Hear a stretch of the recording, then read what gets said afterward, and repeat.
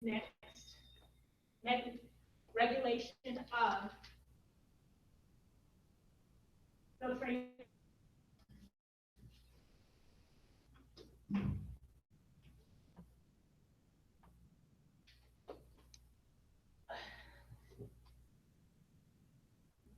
Following so far? Haven't lost you yet, have I? Oh, What is the MAP stand for again? mean arterial pressure. Mean as an average, mean arterial pressure. So it's a blood pressure. Right? Okay, so how does the body regulate filtration rate even with changes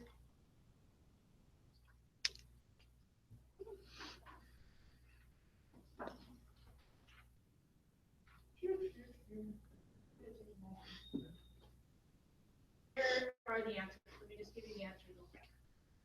There are three mechanisms: regulation, sympathetic control, control. Okay. What organ system does the sympathetic stuff? Nervous system, right? We don't. That's the thing. Yeah, it was an easy question. We're talking about nerves, innervation, nerves. Simply due to time, I decided to kind of take out the nerve stuff. So we are going to focus on renal autoregulation and hormonal control. Okay?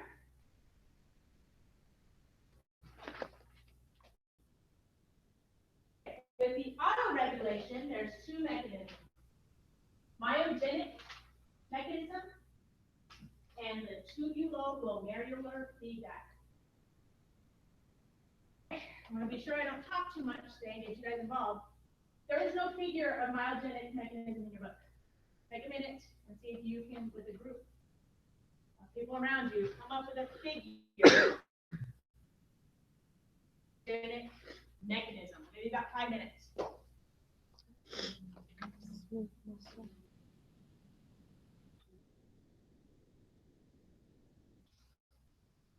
I'll tell you what the myogenic mechanism is.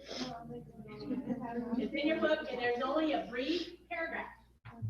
So how can you make a figure out of what that says?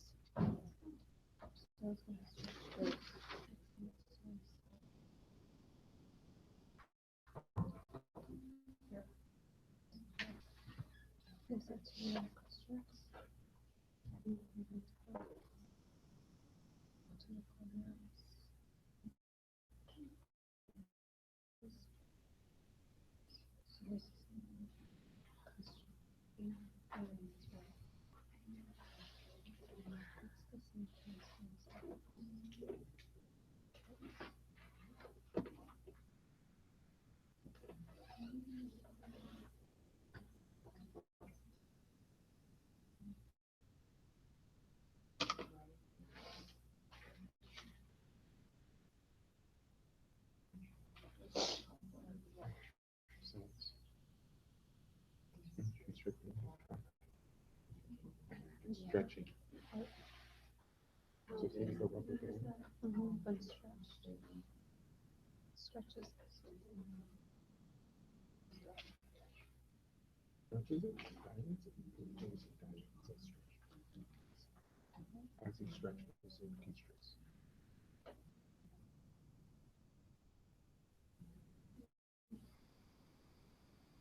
So I think what it is it constricts it. And once that muscle wants, that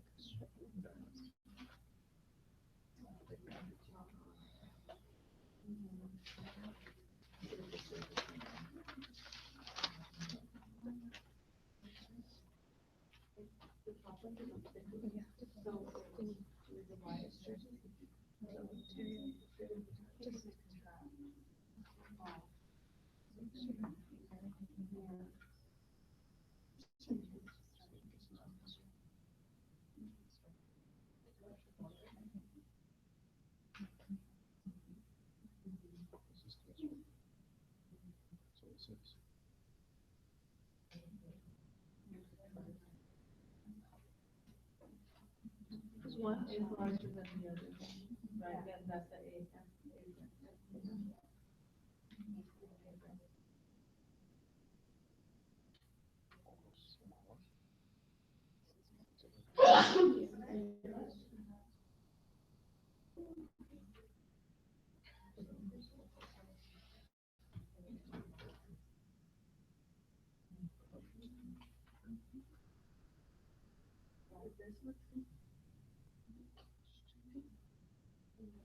Yes, okay, so what is the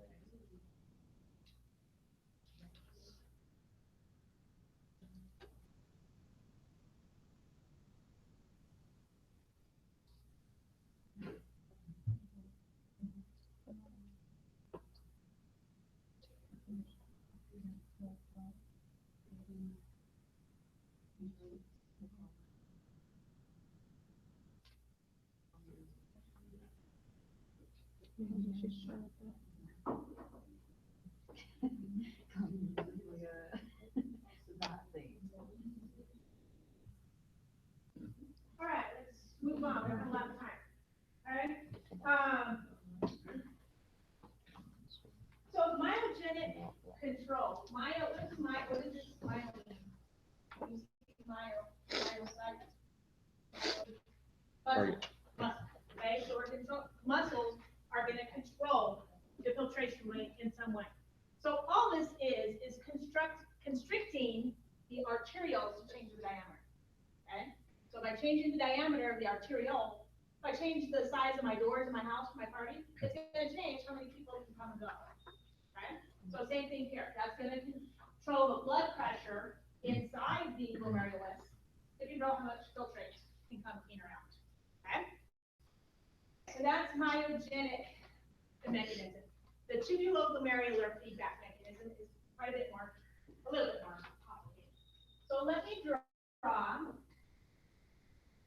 glomerulus again, but this time add the nephron to the drawing. Okay? Remember when I drew our nephron, that the ascending loop comes right up next to the glomerulus. Remember that? This is where this comes into play. The ascending loop comes up right next to the glomerulus. And then you have the discoconvoluted tubule. Okay? I wanted it to come in front of my efferent arteriole. Okay? Right next to each other. Okay. So let me label so we're on the same page. This is the ascending, okay, of our nephron. So if I drew the whole thing, I don't want to take too much time drawing the whole thing.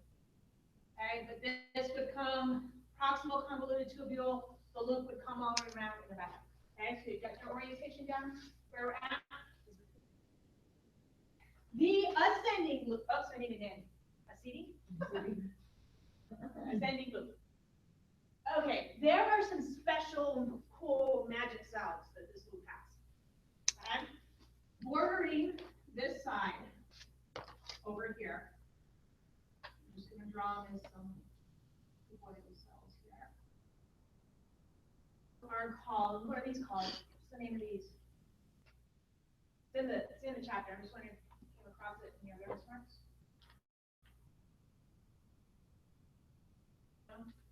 We didn't file that away as something to know.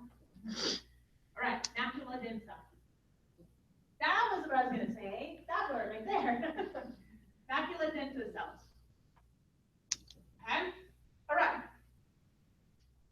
There are also some cool cells on the arterial side. Okay. Over here. Cells. Right. All right. This region, this zone has a name. Okay. That's the juxtalomerular apparatus. Okay, juxta is referring to the nephron part, and glomerular is referring to the capillary part, glomerulus. So these cells here, as part of the circulatory part, are called juxtaglomerular cells.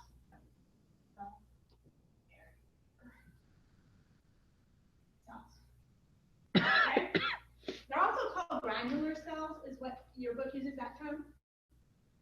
Me personally, juxtaglomerular, because it matches with where I'm at, so I can remember that. Either word's acceptable, they mean the same thing. Okay, so what we got going on here, the macula densa cells are monitoring the filtrate. Our nephron is where we have our filtrate fluid, okay? So they're monitoring it for what kind of ions are in there and how much water is in them. Cells are able to detect a change in blood pressure because they're detecting the filtrate. Okay? Okay, so let me write this down. If there is going to be an increase in the glomerular, okay, so that means we're going to filtrate more. More of the plasma fluid filtrate. Okay? That means there was a higher blood pressure in there, in the glomerulus. Not necessarily in the body, but at that site, the blood pressure went up for some reason. Okay. Well, we don't want that. We don't want GFR to get too high. So we need to bring it back down. So there needs to be a response, a feedback loop, negative feedback loop, brings it back down, decrease blood pressure. Okay? These cells can do the other, yeah, they can detect a drop in GFR. A drop in GFR means there was a drop in blood pressure. I think there has to be some sort of mechanism to increase the blood pressure. Okay? All right. What's the answer here?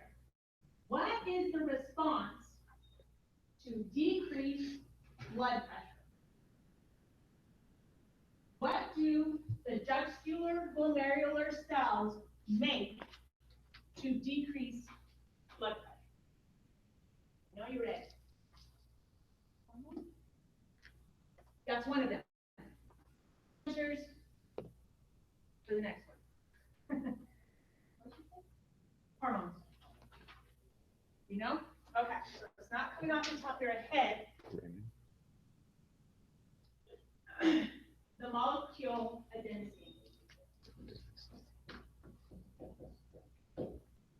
Okay? So adenosine is made by the juxtaglomerular cells. So what adenosine does, arterioles vasoconstrict. Okay? Now, this is something kind of counterintuitive. Okay? If you close off a vessel, isn't that increasing pressure?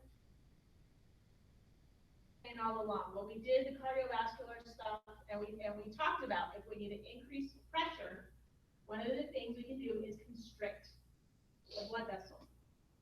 In the glomerulus, we have the opposite. Right. Decrease pressure. Imagine this is changing the size of my door in my house. Okay? We're gonna have a party. I'm gonna let people in. If I change from letting you in my garage door to letting you in my house door, how many people can get into the house? Okay, so same thing as the glomerulus. If we change this diameter to constrict it, how much blood can get in here, so it actually drops the volume. So decreases the pressure. Okay. Also, the opposite is true. If there is a decrease in filtration rate, a decrease in blood pressure, then something needs to happen to increase it.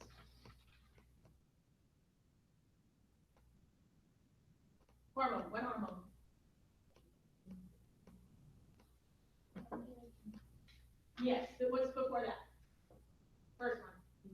out of the kidney? Renin. Renin. Okay.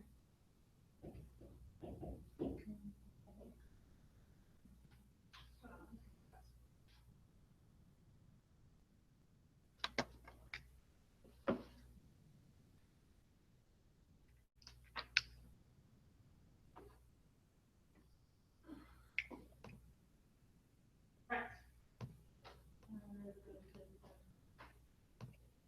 I have to think about something. Get it to look along.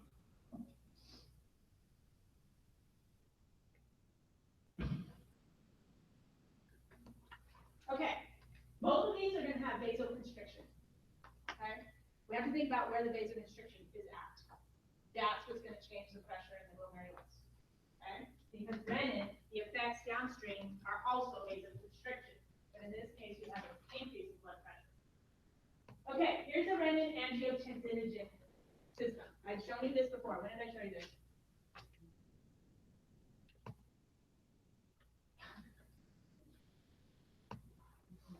Oops, sorry, I'm in your way. Sorry, they move.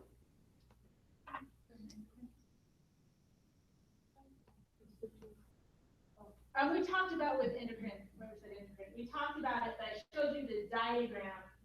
One of the functions in the lungs was one of these reactions here. It's this enzyme. Okay?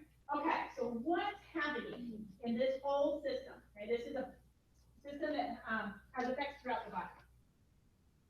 The liver makes the plasma proteins.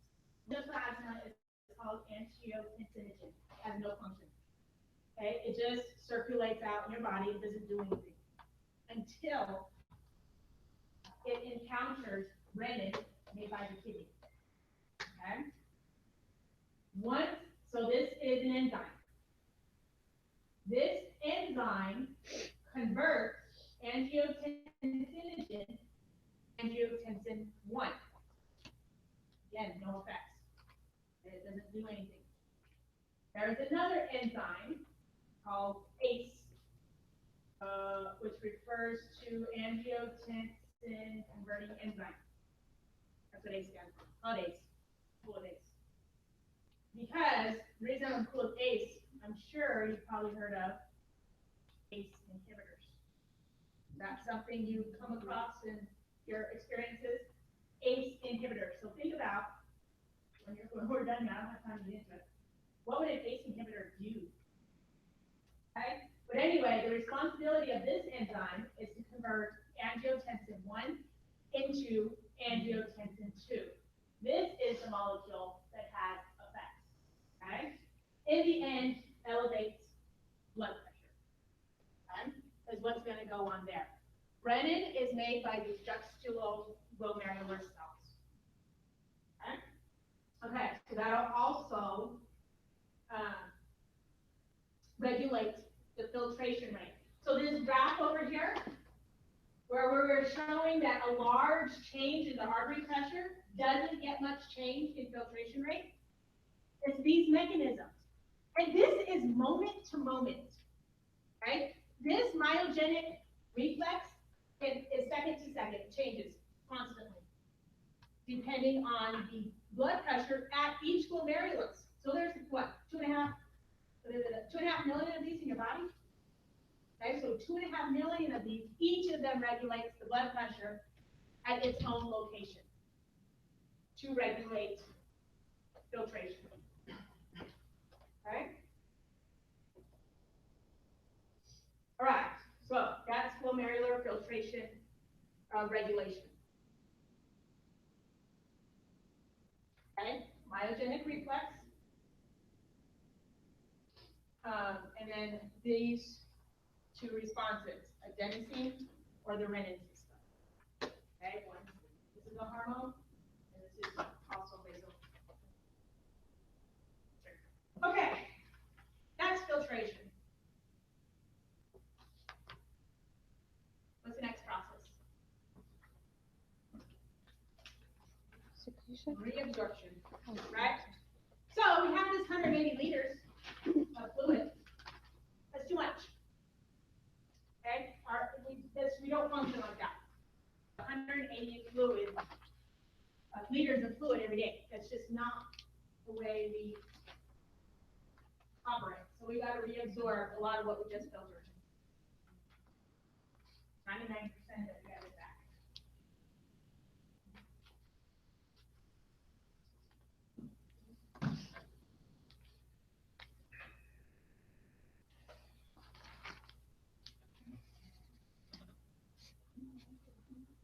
Okay, let's talk about reabsorption starting. So the rest of today, I can already tell you enough to get through what we need to, but we'll take it one step at a time. The rest of today, I'm gonna follow the filtrate through the nephron. We're gonna look at the proximal convoluted tubule, down the descending loop, up the ascending, and then the distal. That's how we're gonna follow all these processes, is where we're at in the loop. Obviously, starting with, there's one I got, we're gonna do reabsorption and secretion. Okay. Obviously, starting with the proximal convoluted tubule. All right, what I'm gonna draw are cells of the proximal convoluted tubule.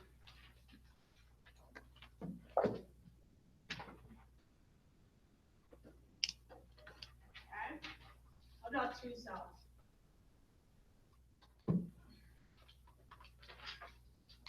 And not use this blue anymore. Okay. Can you label this? What do we need to label on? Any ideas? What should we label? Okay, so we're at the proximal convoluted tubule. So what's inside the nephron and what's outside the nephron? What side has filtrate? This side. All right, so this is what we would call the lumen of the nephron. Okay, that's inside. This is where we find filtrate. Okay, so this side we would call interstitial fluid or space, compartment, whatever you want. On that side. Okay, what tissue type are we talking about here?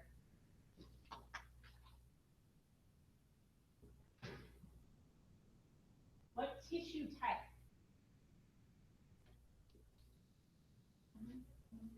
You're on the right track. You're not that word. Yeah. Cuboidal, okay? So it's a type of epithelium. These are cuboidal cells. Now, when you really look at a slide of this stuff, some of the cells look a little columnar. Okay, so it's somewhere between cuboidal and columnar. Most of them look very square. So we'll stick with calling them cuboidal. This is simple cuboidal epithelium. What are some characteristics of epithelium?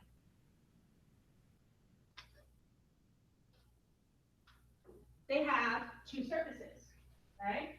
They have the luminal surface, and then they have the basolateral surface, okay? So this side has a basement membrane. So there's tissue here that holds this all together. Interregular connective tissue, doesn't matter, basement membrane, okay? This is just characteristics of epithelium.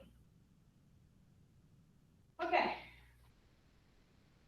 Why did I show the tips all folded? Oh. Wait. What are those?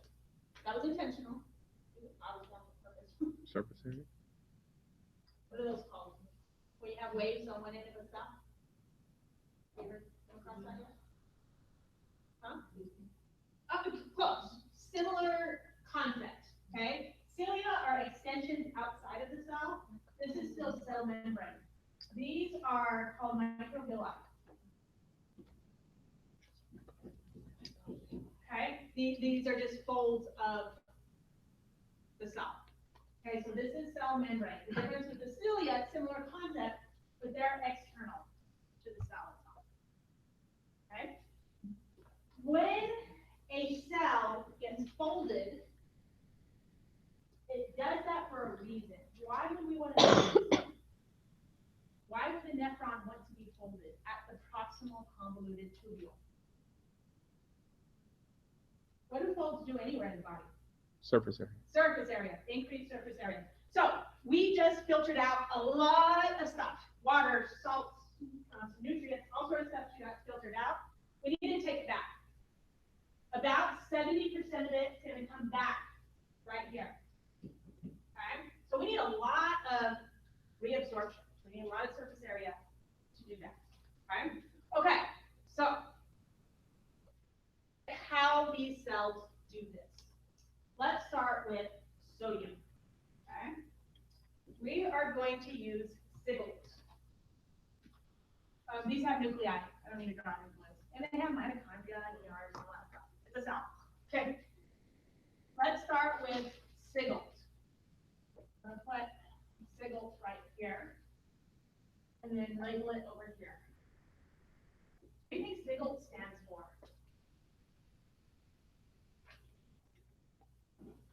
Some of you have it right in front of you. What does it stand for? Sodium glucose transporter.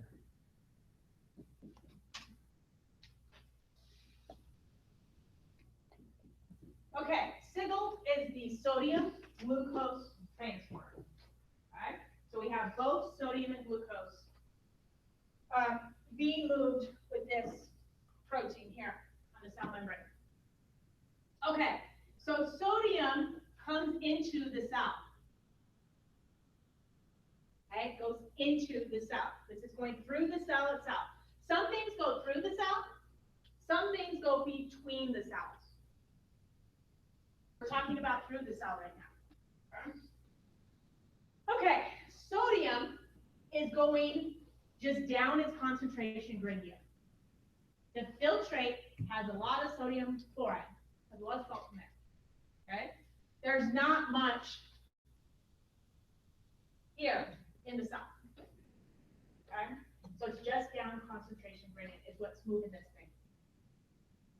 But it's a problem if it starts building up in here, because then you don't have down concentration gradient, right? So we got to get rid of this somehow. How do we get rid of sodium? I'm going to move this just for space. In the human body, anywhere in the human body, how do you get rid of sodium? ATP to ADP. Okay, what about sodium potassium? Yes, there. Say with confidence. I know this answer. Sodium potassium pump. Does that ring a bell at all? I hope so, because I wasn't going to review sodium potassium pump. If you're lost with that concept, chapter 2 or 3 or something in there has sodium potassium pump. Okay, so what we have here is on this side, on the basolateral, this side of the cell is where we have sodium potassium pump. I drew it like this, showing energy, ATP. It needs ATP to operate. What it does is takes the sodium and pumps it out to the interstitial fluid. But the sodium potassium pump, where's the potassium part? The potassium in order for sodium to come out, potassium comes in. Okay, it is a problem to let potassium build up. So we got to get potassium out somehow. It's just a simple potassium channel. Okay, so as this builds up, it goes down its concentration gradient and right back out. Okay? Good so far. You could recreate this. You could explain it. Trick your turn. Okay, let's keep going. We said we got Siggles. What about the glucose? I haven't done the glucose part of this description yet. Okay, what color should glucose? Running out of colors. Black. How about black? Okay, glucose. The sodium glucose transport, the way it works is sodium goes down its concentration gradient. Glucose uses that energy to enter with it. Okay, so we have glucose coming in. Problem. We can't let glucose build up. We gotta get glucose out of the cell. So we need something to get glucose out. This one's straightforward. It's a transporter. It's called GLUT, a glucose transporter. Okay? So over here, in this side of the cell membrane, is GLUT. GLUT will take the glucose and get it out. Okay? You should not find glucose in the filtrate, in the urine. Okay? That is not a good thing. We should not be peeing out our glucose. That's our energy source. Okay? We hold on to glucose. If we have too much, what happens if we have too much? You get fat. Diabetes. Can we convert it to lipids, to fat? We store it. Okay? We don't pee it out. Unfortunately. Okay? So we gotta get it back. This is how we get glucose back. Okay? Okay. So because we have the solutes moving this direction to the fluid, okay? This is, for the most part, going down, it's concentration gradient. Other than the ATP right here, the sodium potassium bond, we're just using concentration gradients to move molecules, solutes. But what moves with solutes? Solvent. What's the solvent here? Water. Water. Water comes out and follows this stuff. It's following the salt. Okay, if I have a whole bunch of salt over here, water is attracted to that through the process of osmosis. So water goes through, so we reabsorb, forget the percentage, a large amount of water. We're in the proximal convoluted tubule.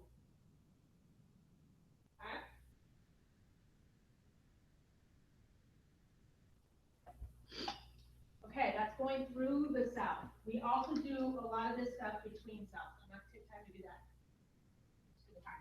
Okay? But this is, I want to get conceptual because we can go through another 30 different solutes and how they all have transporters and they all get across based on different concentration gradients, different ways of getting across.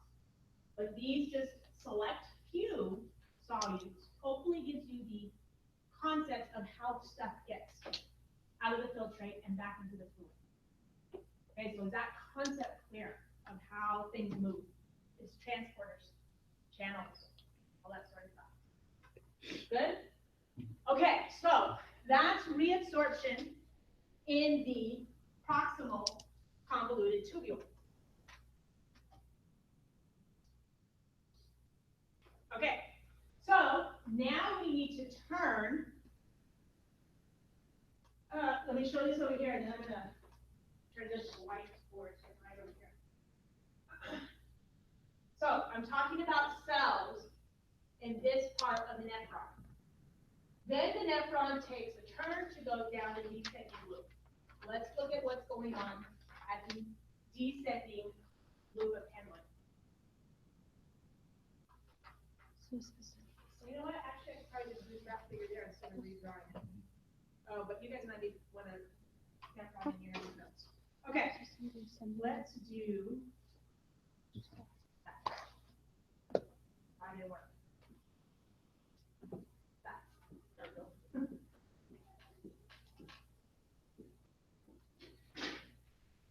Okay.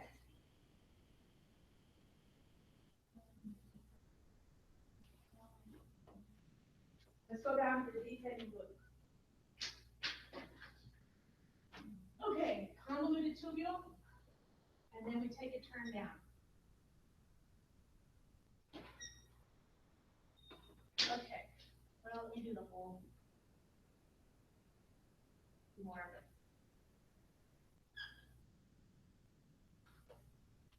Okay, something like that.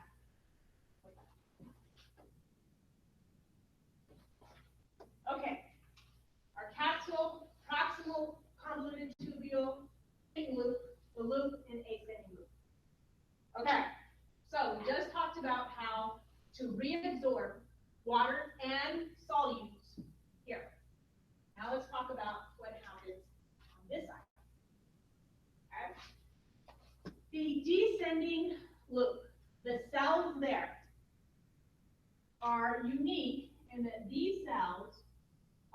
permeable only to water. Salts don't move here. Sodium, chlorides, all that sort of stuff. In the descending loop, we do not lose the salts, only water. Okay?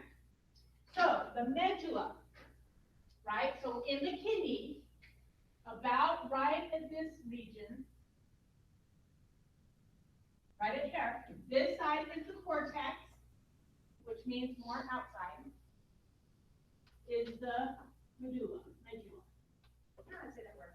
Medulla or medulla? I don't know. Medulla? Medulla? I think it's medulla. Anyway, it doesn't matter. On this side, there is a concentration gradient. If I think we might have time, I'm going to show you how that's made. For now, just accept it's there. Okay? All right. So if we draw all these lines,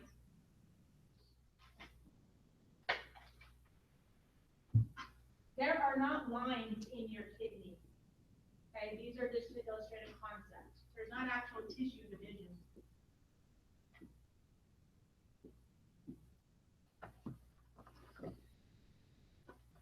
Let's do one more. Make sure I remember right. Well, if it starts at the bottom.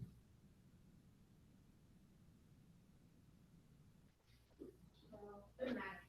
Okay. All right.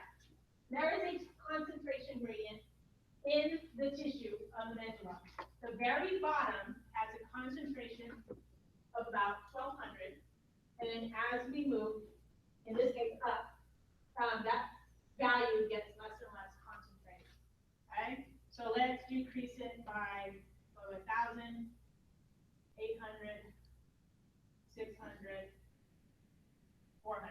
Okay, this is salt concentration, so this is osmolarity. 1,200 milliosmoles. Get my units. Milli. Osmol. Okay, so the filtrate coming out of the proximal convoluted tubule, it has a concentration of about 300 milliosmoles. Okay, all right. So when the filtrate moves down and encounters the tissue here that has 400 milliosmoles, which are actually water though. Out. Out, because of osmosis. Water moves towards the salt. This is more salty. This is about 400 compared to the 300. Okay? So some water comes out of the descending loop. Okay? If water comes out, that makes it more concentrated. So now the filtrate might be, I don't know, 400 milliosmoles. Okay? Well, it moves down the descending loop, and so now it's at 400, but the tissue's at 600. Okay? And this continues all the way on down.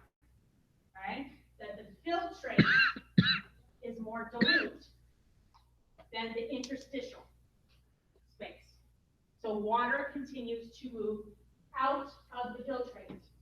These cells are not permeable to solute. So the solute stays there, the salt, the sodium, the potassium, the chlorides, all that sort of stuff.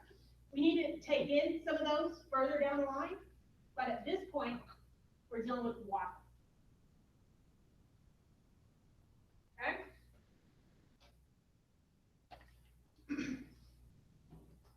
Okay, so this filtrate is moving along the tubule, okay? And eventually, it becomes ice-osmotic, ain't the same. So it becomes 1,200 milliosmoles in the filtrate, is where eventually it gets to. Okay, well then the filtrate takes a turn and starts going back up this thing. If water were allowed to move freely, you see how this is a problem? because water would start going back in. Okay, if we got 1,200 here, if we have 1,200 in the filtrate, this part of the filtrate, this 1,000, water would try to go towards the more concentrated area. Just osmosis, right? The 1,000, the water would be attracted in this direction. And in fact, it is attracted in that direction. But there's some whole cells here as well that have another barrier. These cells have a different kind of barrier. This barrier is a barrier to water. So water cannot get across this. Okay? I believe it's a very lipid coat there that repels it. Okay, so water cannot get back into the tubule. Okay?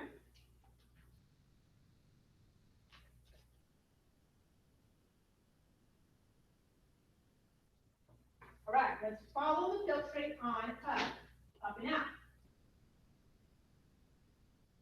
Okay? All right. Okay, that one is right.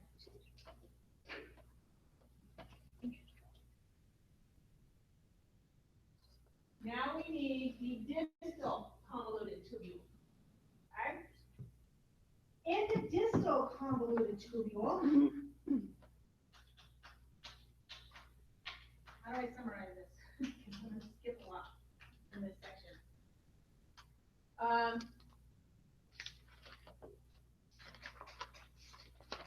don't know how to summarize it. Page, whatever it is. Okay. In here, we have a lot of hormone control. Aldosterone, parathyroid hormone, take a play here, and they are going to get continued reabsorption of the solutes. Okay, I'm going to skip over them all because of time. Okay, so continued solute reabsorption. The mechanisms are a little different. We're not talking about the same transporters anymore, but continued reabsorption before the filtrate hits the collecting duct. Okay, is that good? Does that summarize it well? Just think of it as continued reabsorption, however, it's different mechanism. We can go through them all, but we can't. Yeah, Lilian. I have a question. I didn't quite understand. Water can get in that ascending loop. What makes it less concentrated? What system? Okay, so if water can get in they cannot. Water cannot get in. Yes. What is making the concentration lower? Oh, okay, we have more. Okay, I know what I missed. I didn't finish something. In the ascending loop, we now have active transport. There is active transport of solutes. Okay, so the sodiums, potassiums, chlorides, all that stuff is getting now actively pumped out. Concentration gradients now, right? So in the proximal convoluted tubule, stuff is moving filtrate to fluid just because there's a lot here and not as much here. So it comes out freely. Here, the concentration has changed, where now it's lower here compared to here. Now it got forced out with active transport. Okay, so while these cells are not permeable to water, they are doing active transport of the solutes, or sodiums, potassiums, chlorides, whatnot. Okay, sorry, yes, I left that out. Okay, so that's, I believe, is the reabsorption bit. How was that? Not too bad? The distal convoluted tubule is, we'll just call it hormonal control. I can show you the page of the book that describes all these different mechanisms. But I didn't want to go too long. Aldosterone, parathyroid hormone, all those stuff. Okay, I don't want to go through each mechanism. It's just a little too much. The overall picture here of, diffusion, osmosis, active transport is how this stuff gets accomplished at different parts in the nephron.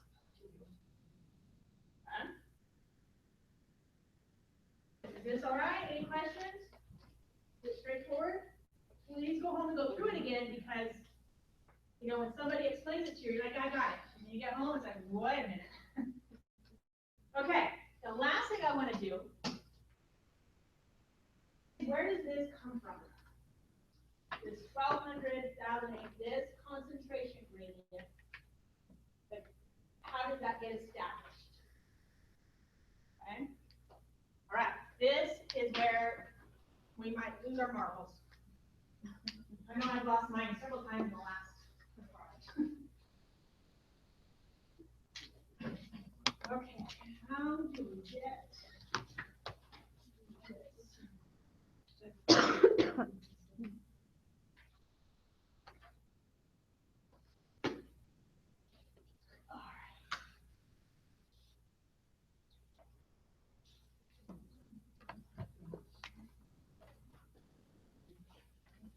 Okay, I'm gonna need both cords to do this.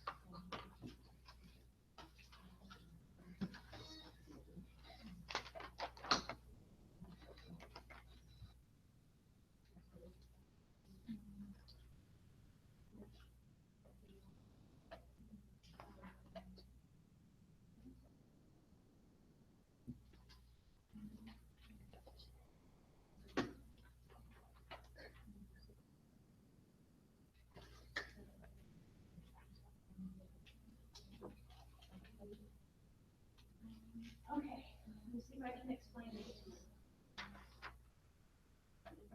So I don't know the figure number, but there is a figure of this in your book, but I don't know, the figure always confuses the heck out of me, so I made it explain what's going on. Okay, how do we establish the concentration gradient of the medulla? Okay, I'm going to draw our nephron like so. I'm just going to draw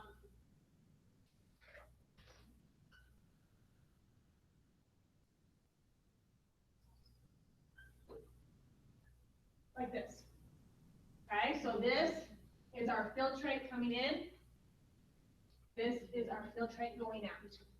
Okay, this is our descending loop, our loop, and our ascending. Okay, the filtrate. When it comes out of the capsule, it comes out at 300 milliosmoles. Okay, so let's say this filtrate is 300 throughout.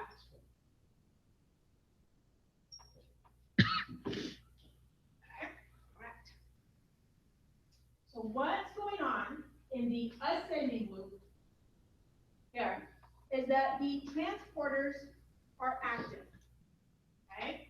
Pumping solutes out. Okay, so I'm going to draw number one. Number one, transporters are pumping solutes out. But one of the rules of transporters here. So rule of transport. They can only pump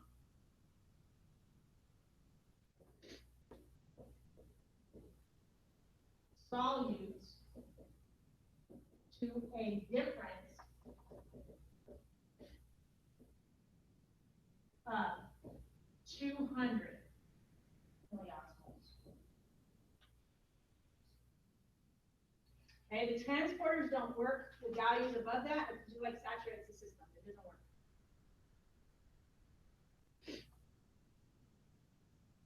Okay, so if we show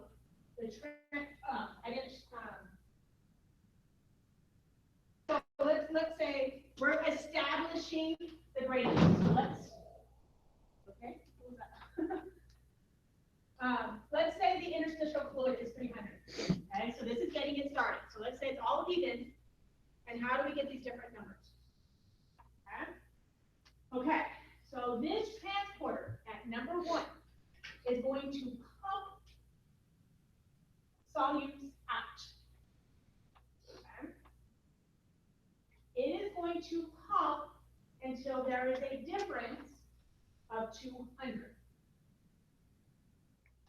Okay, so that is going to make the inside 400. You probably don't want to erase your numbers. Write it right next to. So what does that make it inside? 200. 200. Okay? And it stops there. Okay, because that's where the transporter can only do so much. So this happens all the way down the descending loop. Get 200, get 400 on the interstitial fluid side. Okay?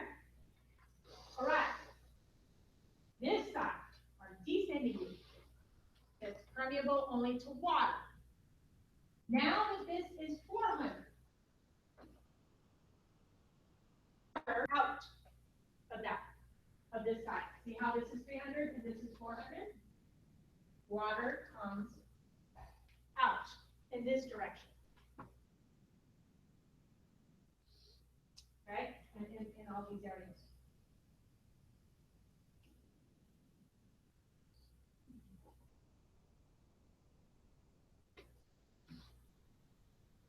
So, if water comes out,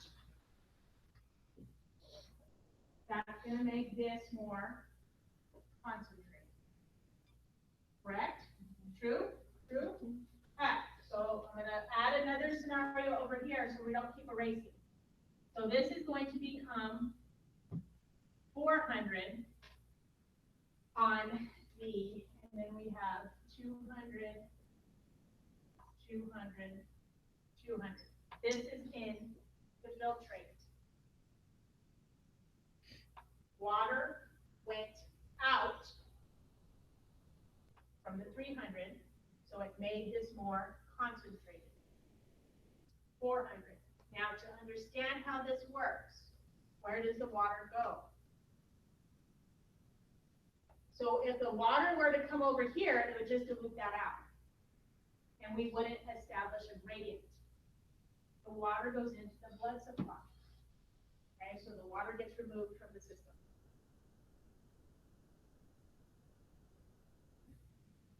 So we have 400 in the filtrate on the descending loop and 200 on the ascending loop. And then, let me change colors. 400, right, is what we said in the interstitial fluid. Okay.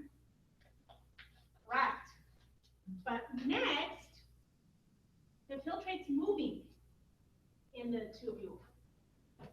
So this all moves along one step. Okay? So we're going to have black and green. Try it over here. Those green fluids, that's what's in the middle, yeah? Yeah, that's interstitial. Okay. Interstitial fluid. These black ones are filtrate.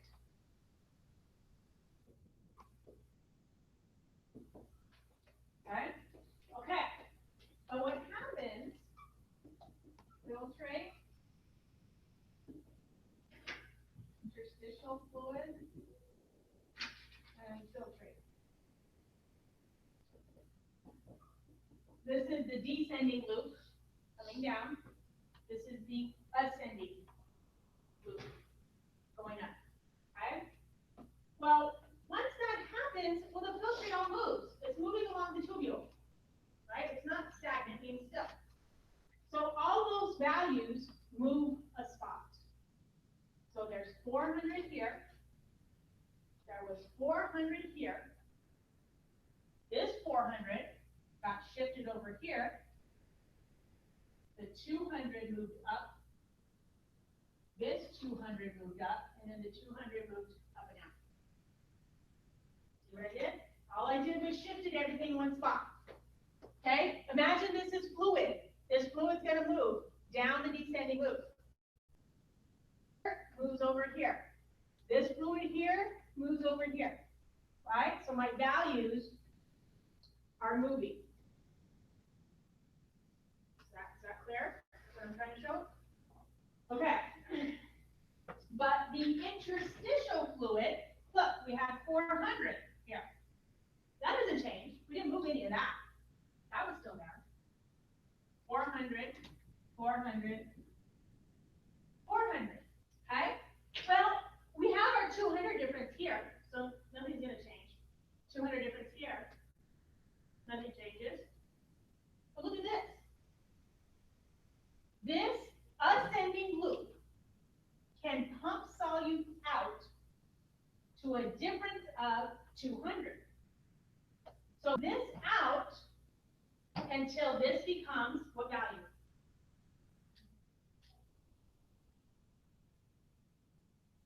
I think everybody said 200, right? Is that what everybody said? Y'all hear wrong. 300, okay? It can only pump to a difference of 200. So it can't go down to 2, and then this would stay at 4. Right? It pumps out, as it's pumping out, this number is getting less, but this number is going up. Right? So it has to stop at the point that this reaches 300 and this reaches 500. Follow that? You had the concept right of a difference of 200 milliosmoles, but do you see why it's not 200? You explain that to somebody else. Rhetorical question. If you can't, practice it, okay? Okay. So let me draw this concept yet again. Okay? Let me draw a line, meaning this is a new description. Okay?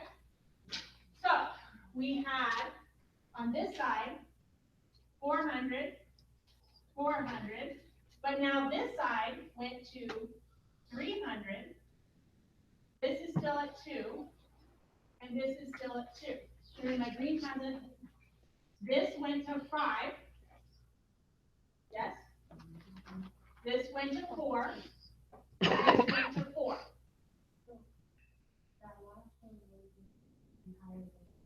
Right. Do you see where this is coming from? At the very end, remember this was 1200? Keep doing this until we establish that number, okay? Because what's missing right here? What number is missing right there? 300. I heard it. I heard it. 300. Where did 300 come from? From the capsule. We have new filtrate coming in. It's entering the tubule. It enters at 300. Okay? So I need to add a 300 here. Look at that. We got some difference here. Okay? This is more concentrated. We can lose some more water out this side. But the water goes into the blood supply, so it doesn't dilute out this number. Okay? When water leaves, this becomes 400, and we shift this all down again. Okay? Let me continue with the water coming out the descending loop. Look over here. This can lose water to the fluid. And that'll make this more concentrated, right? So we can increase this. We're gonna do one more. Let's do one more. I need to have space. Let's do this one more time. Okay? So if we lose the water from here to here, it becomes more concentrated, right? Losing water. So let's take this number up to 500.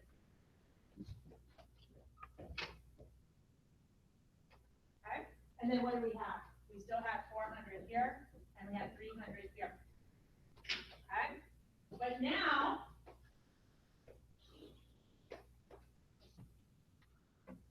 four, right? Yeah, four. Oh, wait a minute.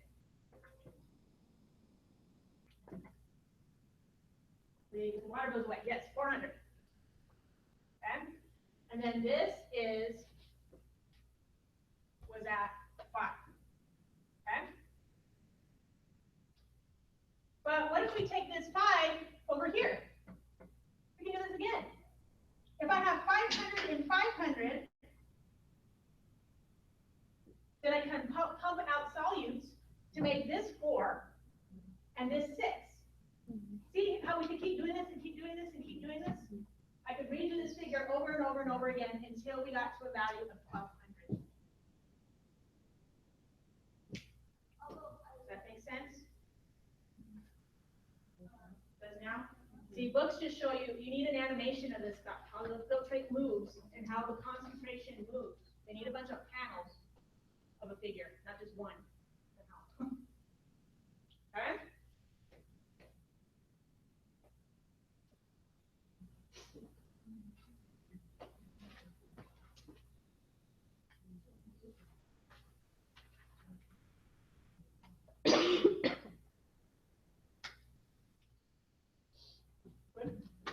Okay, the last thing is this 500, for eventually we're going to get numbers that are different here. That is going to give us, well, I forget what they are, 4, 6, 8,000, 12. Now all it is moving the filtrate and move water at one spot and solute at a different.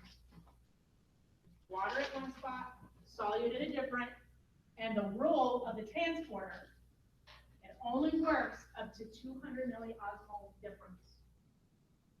So that's how we get the concentration difference in the medulla. It's how the transporters work and the permeability of the nephron to water. It's confusing, I promise. Spend some time with it over the weekend. Make sure you can explain it back so you really get down to how it works. All it is diffusion osmosis. Where you get lost is where the filtrate's at what point, and where the solutes at, and the transporters and all that stuff. But it's just diffusion and osmosis. Okay? All right, that's all I got.